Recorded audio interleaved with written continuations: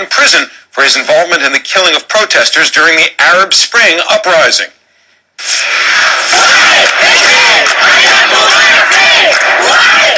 But supporters say that verdict went too far. Mubarak's two sons, along with his former interior minister and top security officials, will get new trials as well. Hosni is the author of Egypt on the Brink, From Nasser to Mubarak, and joins us now from CNN London. What do you make of this ruling? Is it a legal decision or a political one, do you think? I think there's a lot of debates on either, but on the legal front, there's certainly lots of debates on what he knew, what he ordered, what his overall responsibility. But at this stage, I think the really important point is what the Egyptian street is making out of all of that, how they are perceiving this, and especially that right now, after 2 years of the uprising, that street is very disenchanted, really, of the entire political elite, entire political transition process, and very distressed at very challenging economic situations. So its response, I think, to this major news is very important right now. Well, let me ask you about that. Would seeing Mubarak back in the headlines potentially as a victim, as he sits there, old and suffering through another trial, is that going to spur nostalgia, do you think, or anger?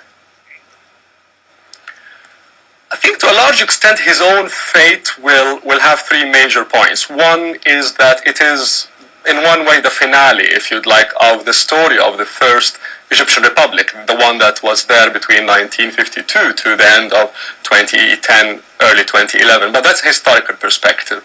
On the immediate scene, we might see some confrontations between his supporters and some activist groups, especially those attached to the 800 plus that actually died during the uprising.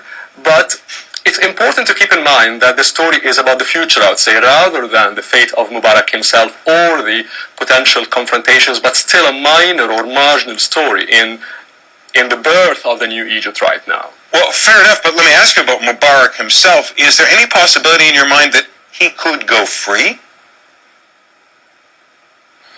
It is a possibility right now. However, in addition to the retrial that he is facing right now, he's also facing some corruption charges. Almost certainly he will face some accusations regarding other corruption cases, other potential abuse of power.